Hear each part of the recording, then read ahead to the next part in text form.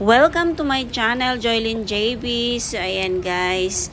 Oh, ito yung pinasyalan ko. Ayan, napakadaming isda ang lalaki. Ayan, dito ito sa isang fish pond. Hindi siya fish. Oo nga, fish pond nga siya. Tapos maraming koi at saka tilapia. Ayan.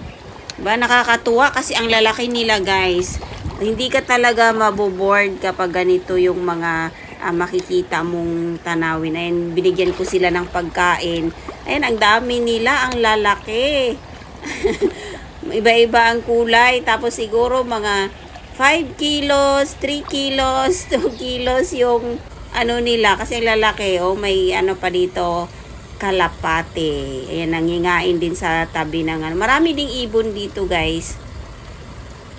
Ayan, tapos ayan guys, meron ditong ibon na laging nakabantay sa gilid ng fish pond. Kasi ang binabantayan niya, yung maliliit na isda na kaya pa niyang anuhin, kaya pa niyang tukain. O yung, ito yung, ewan ko anong tawag ng ibon na to, yung nasa ano, yung nangingain ng isda na maliliit. So, ayan. Hindi niya kayang tukain yung malalaking isda kasi nga isang ano lang sa kanya ay matutumba na talaga siya sa lalaki ng mga isda na yan. Di ba nakakatuwa din talaga pag ganito? Oh, masarap magtambay sa ganitong ano, summer. Tapos ganito yung pupuntahan mo kasi mahangin, masarap magpahangin at maganda yung makikita mo. Tignan mo na ang ano nila, oh, may tilapia pa, may mga koi fish. Ayan, napakalaki. Ayan yung ibon na sinasabi ko guys. Ayan, pinipili niya yung isda pero lahat kasi malalaki. Wala talagang maliit dyan. Lahat, siguro may mga maliliit pero bihira niya lang makikita, siguro nasa ano, kasi alam ng mga maliliit na nangingingain sila.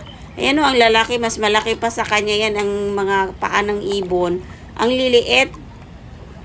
So wala siyang makitang maliit na isda. So ayan, nagtingin-tingin na lang siya. Pero nakakatuwa talaga guys. O ba?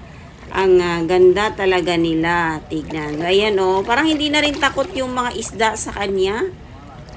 Kasi kailangan mong ano, lumayo konti kasi mababasa ka rin kapag yung umaano yung mga isda pag nagkakagulo sila sa pag-aano ng mga pagkain.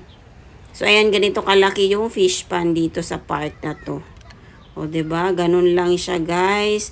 So thank you for watching guys and God bless sa lahat. Ayan, enjoy the rest of the video. Ayan yung may ibon pa ditong ano, may ibon dito na parang nabulag siya. Itong isa na to malungkot. Yun, nakita ko may ano yung mata niya. Siguro nakikipag-away dun sa mga kasamahan niyang ibon. Ayan, napakadami kasi malaki ang fish pond na to. Ayan, madami ding mga, ayan, parang water, ano dun sa gitna. So, hindi talaga magugutom yung mga isda dito. Kasi malalim at malawak ang fish pond. God bless everyone. And thank you for watching. Ayan.